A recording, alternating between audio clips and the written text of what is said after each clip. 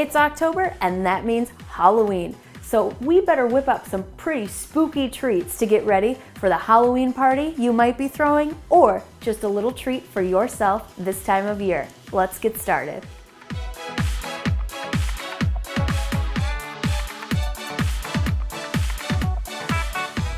So these jack-o'-lantern stuffed peppers are a great twist on a stuffed pepper that's perfect for Halloween. And you get to brush up on your carving skills. So what we're gonna do first is we're actually going to carve our pepper like we would if it were a jack-o'-lantern. So this is a little trick I discovered over multiple carving sessions. Don't cut the top off or clean out the pepper until after you've made your jack-o'-lantern face. So I'm gonna start by making my triangle eyes.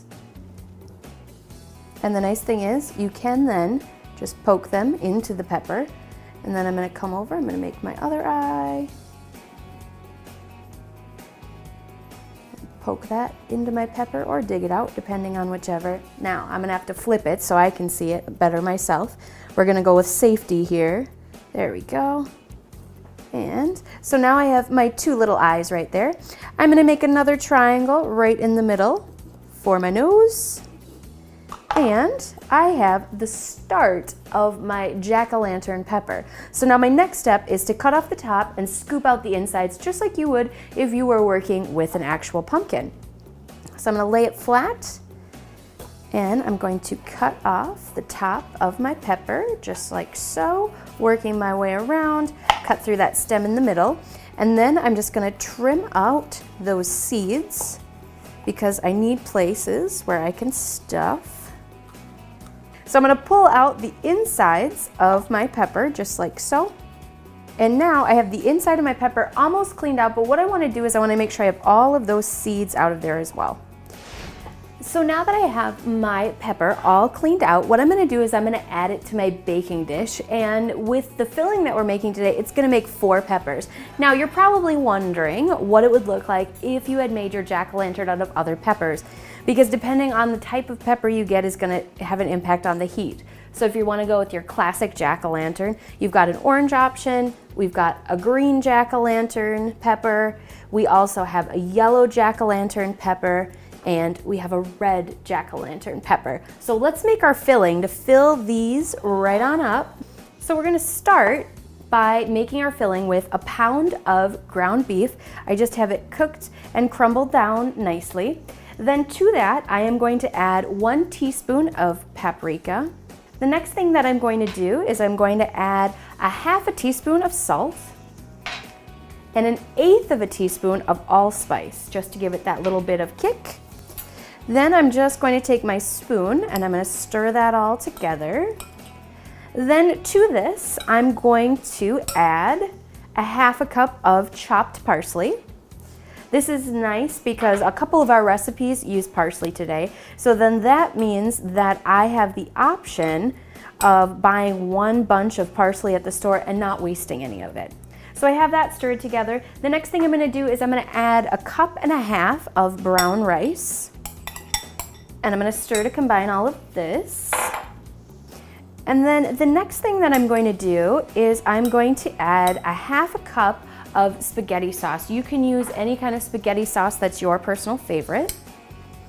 This is gonna help to bind all of those ingredients for our stuffings together. So now I'm just gonna slowly mix to combine all of this. And the last and final ingredient that I'm going to add is 1/2 cup of shredded Parmesan cheese. Now what I did is I ended up getting a block of Parmesan cheese and I shredded it myself. You could buy the pre-shredded Parmesan cheese. I just like shredding it myself. And so I'm just gonna stir to combine all of this, just like so. So now what I'm gonna do is I'm gonna bring my pepper jack-o'-lanterns right back over. And I'm just gonna take and spoon in my filling to my different peppers. So what I like to do to make sure that I've got enough for all of my jack-o'-lanterns is just work my way around the container, doing a scoop at a time. And I want to pack it in a little bit tight. Now with this, because you have the jack-o'-lantern eyes and the mouths, you might have a little bit that comes out, but I guess you can just say it's like a creepy little oozy business going on with it being Halloween if anything starts to pop out. So I have my peppers all filled up. The last thing I'm gonna do is work on making my kind of like a roasting liquid. So what I have here is I'm just gonna use this other bowl from my rice. I don't have to worry if there's a little bit here or there left over. I'm gonna add another half a cup of my spaghetti sauce into that bowl. And then to that spaghetti sauce, what I'm going to do is I'm going to add a half a cup of chicken stock or chicken broth. Either will work for this. Then what I'm gonna do is I'm going to whisk these together. And this is gonna help me flavor my peppers while I roast it in the oven. So what I'm gonna do is I'm just gonna find that middle gap between my 4 peppers in the middle of my bowl, and I'm just gonna simply pour it right into the middle.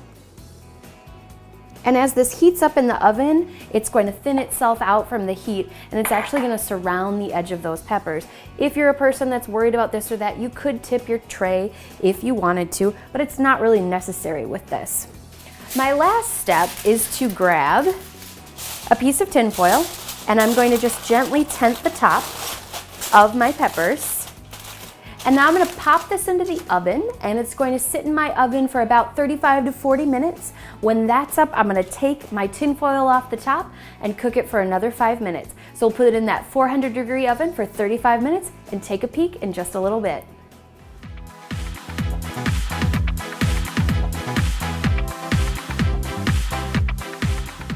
So, Tator Terrors. These are gonna be a hit, guaranteed.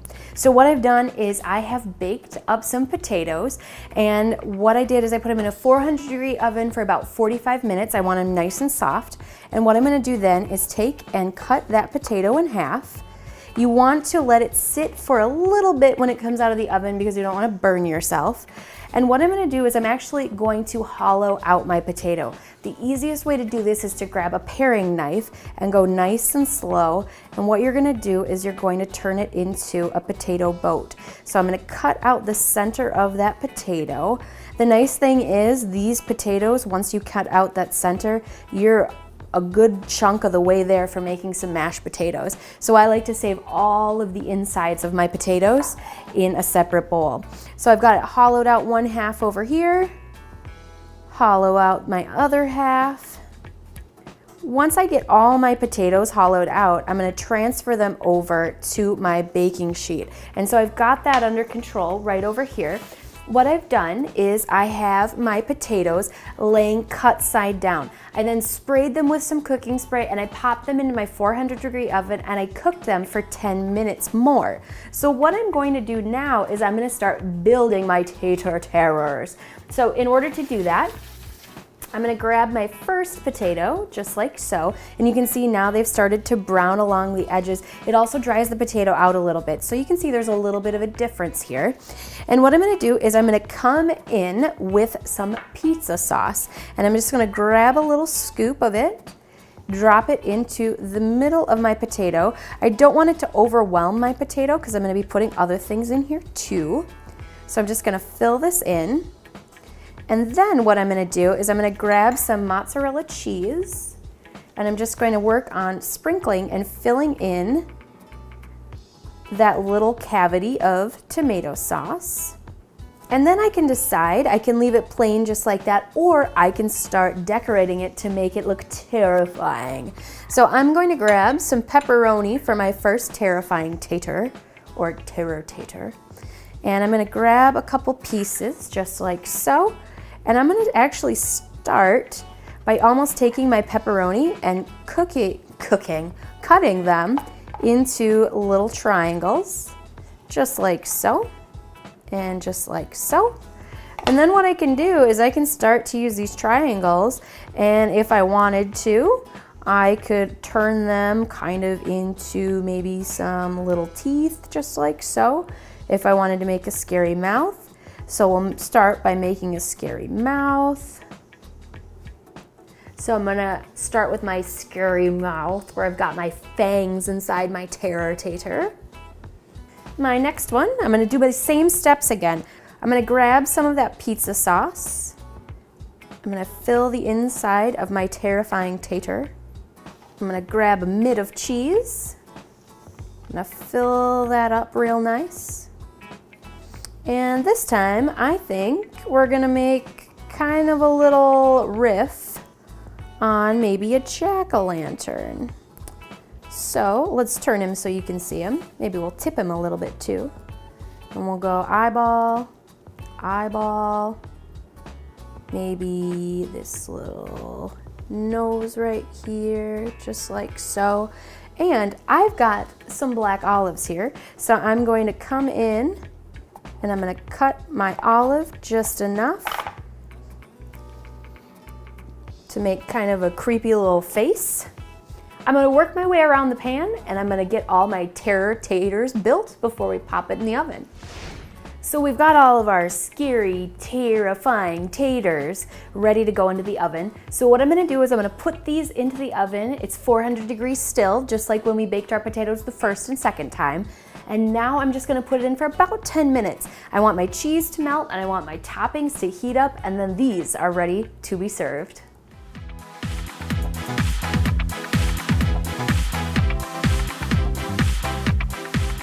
So this is a really easy thing to line up on your buffet at your Halloween party. So we are going to start by looking for a tray that makes sense for our spider web taco dip. And this one's gonna be perfect. It's gonna make a good amount of dip, so I want a tray that's about 11 inches to 12 inches wide. So I have 1 can of refried beans here, and I'm gonna transfer that into a bowl just like so.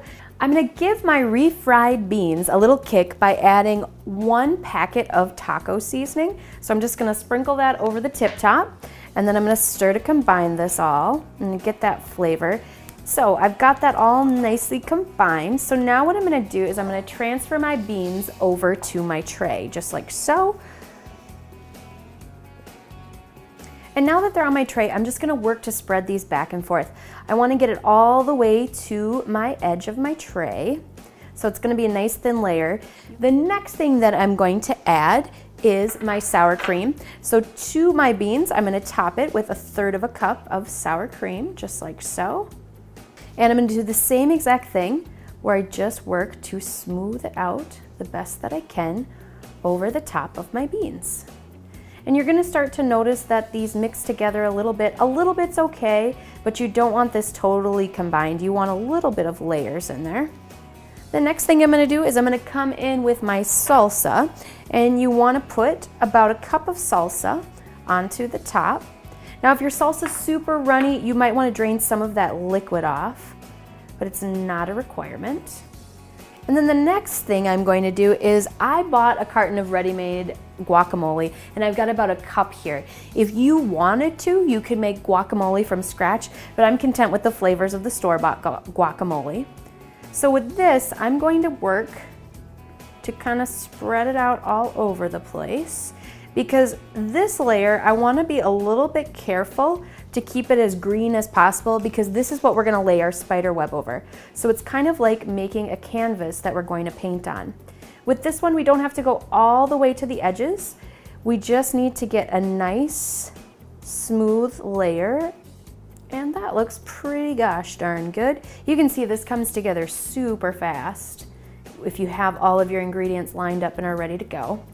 So now what I'm going to do is I am going to make my spider web. So what I have is I've taken about 1 cup of sour cream and I've put it into just a sandwich bag, and I've cut just the very tip corner off, and I want to work to draw a spider web around my guacamole. And so I'm gonna link up my circles just like so. Doesn't have to be perfect. You're not gonna be as good at this as a spider would be. When it's kind of their only job, they're a lot better at it than you are. And I'm just gonna keep making concentric circles, going just like so. And then after I get my circles, I just wanna come through and make my lines going out. And I'm actually gonna take it out quite a ways.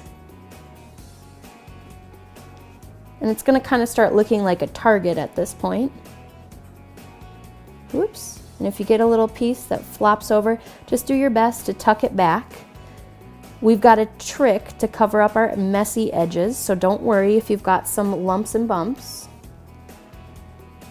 So now what I'm going to do is I'm going to come back in with some shredded cheese, and I'm going to go around the edge just like so with a gentle dusting. The next thing I'm going to do is come in with some tomatoes. We've got tomatoes from our salsa, but this is going to be a nice little freshness here. We're just going to put this right on top of the cheese like so. Now what I'm going to do is I'm going to start by building my spider for my spider web. And I'm going to do that by taking some sliced black olives. I'm going to shoot for the middle just like so. And I'm going to pop apart my black olives into 2 halves. And by doing that, it's going to let me start building my legs for my spider. So I'm just going to tuck in the halves of those black olives. If you wanted to, you could buy like a plastic spider to put in the middle of this, but it always kind of weirds me out if you put plastic on something that then you're asking people to eat. So just take your time, tuck in your legs the best that you can. So you can leave it just like this, or what I'm going to do is come around with my black olives just to kind of add in some other color around the edges. If you have favorite taco toppings, you could add those to the edges too. Maybe you're a person where you want to put a ribbon of taco sauce around the edges, you could totally do that. If you're big on onions, you could do that. I think there's enough onions in here from the salsa, so I'm skipping that part. But you can do whatever you want. And really, you just get to be the artist, and you've got a spiderweb taco salad.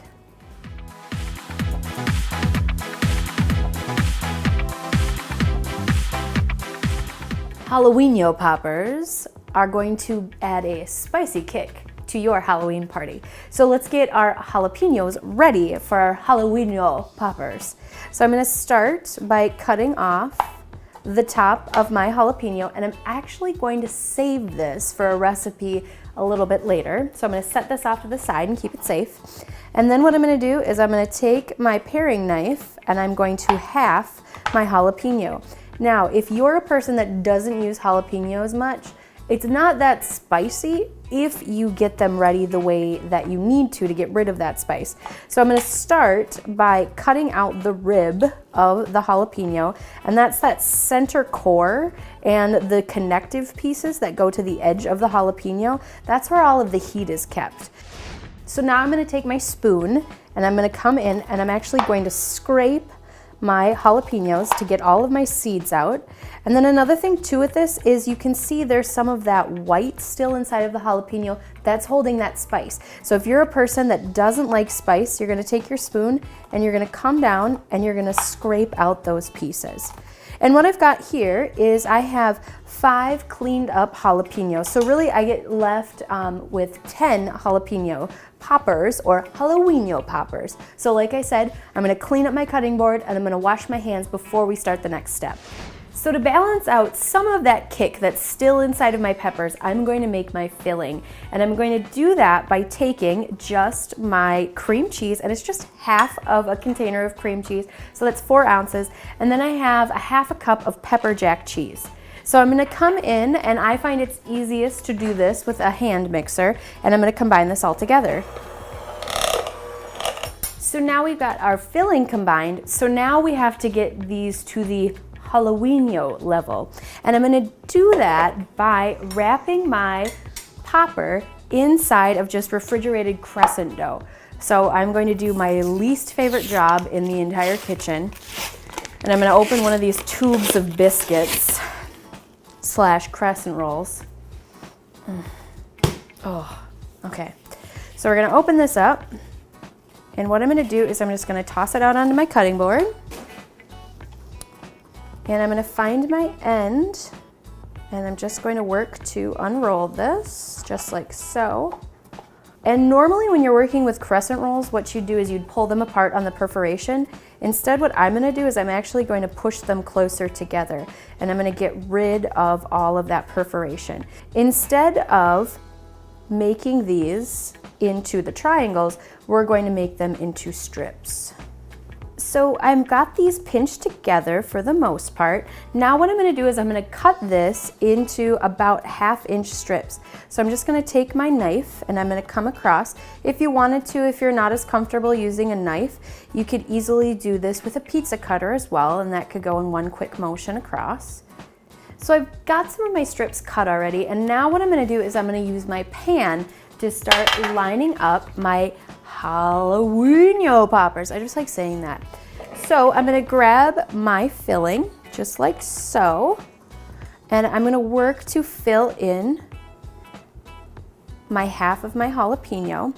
Now, it's one of those things where you're gonna want a lot of cream cheese in here because it will settle a little bit when it's in the oven, but you don't wanna overfill it. So what I like to do is pack it in so it's about level, just like so. Then what I'm gonna do is I'm gonna grab one of my strips and I'm gonna work to wrap it around my jalapeno. It's going to start to kind of look almost like a mummy's wrappings when I bring this around. But I also want to leave a little bit of a gap to it as well, because what's going to happen is we're actually going to put mummy eyes on this when they come out of the oven. So I'm going to work on wrapping up all of my Halloweeño Poppers just like so. So we have all of our mummies wrapped, and now I'm just going to take an egg and I'm gonna break up the yolk, mix it all together, because what I wanna do is I wanna put an egg wash on these before they go into the oven. They're gonna go into the oven for 350 degrees for 10 minutes, and so that's gonna be enough to puff up that croissant dough that we've wrapped our mummies in, but this is just gonna give it kind of that goldenness, almost as if it were in a deep fried situation, but we know we've baked it in the oven. So like I said, 350 degrees, and we'll pop these into the oven. So our Halloweeño Poppers are out of the oven. Our last step is to make them look a little mummified. And we're gonna do that by just using these little candy eyeballs that you can find in the aisle where you get cake supplies. So I'm just gonna take my little candy eyeballs and I'm just going to push them into those little gaps where we left open when we were wrapping our mummies. And because our cheese is still warm, we can just gently push them in to make our mummy faces. So now we have all our eyeballs in our Halloweeño Poppers. They look like mummies to me. It's time to plate them up and move on to our next recipe.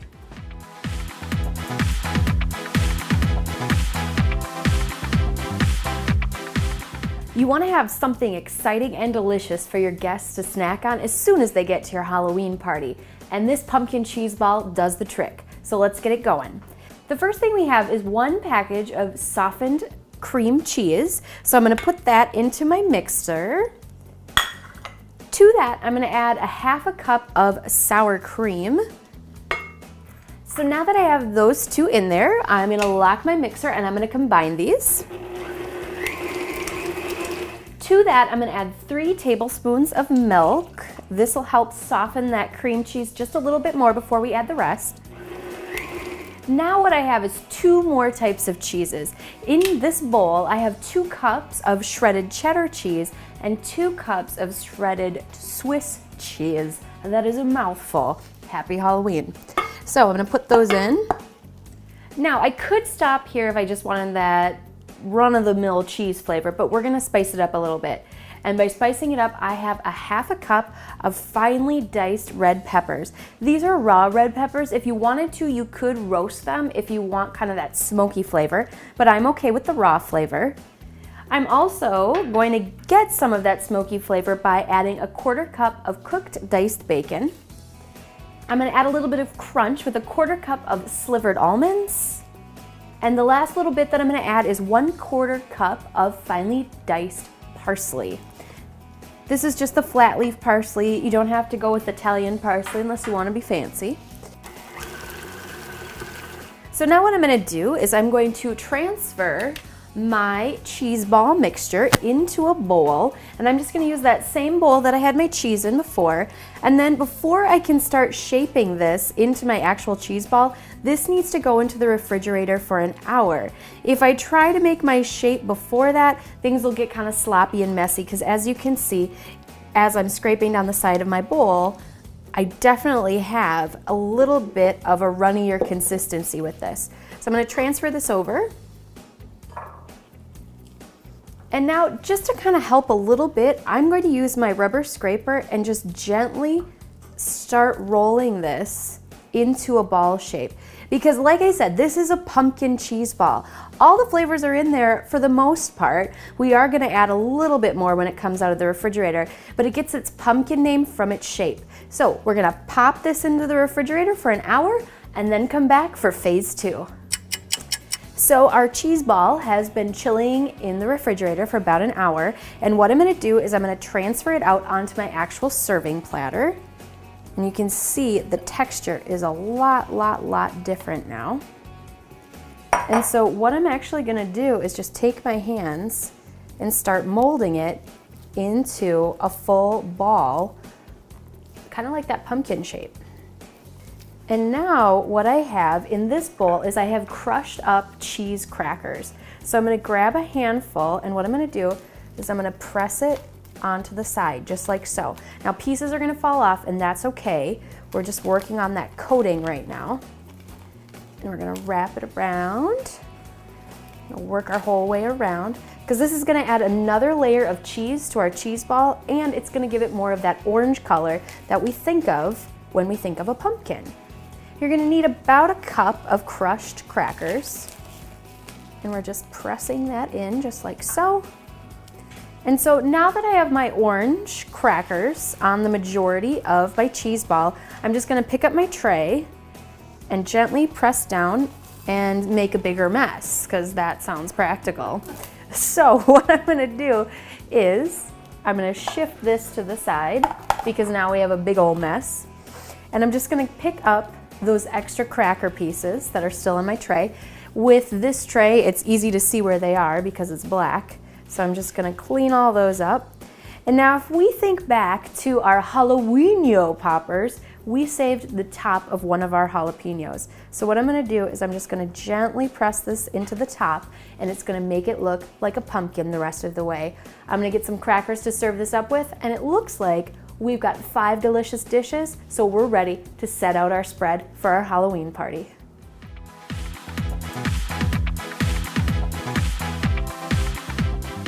I don't know about you, but this looks like one creepy good time. Creepy good time? No, delicious good time. These recipes definitely set the tone for any Halloween party. Whether you're looking for a kick from any of our pepper options to kind of a classic twist on a potato skin, all the way up to our taco dip. And don't forget about this pumpkin cheese ball too. We are gonna leave every party guest with a smile on their face and excited to go out trick-or-treating.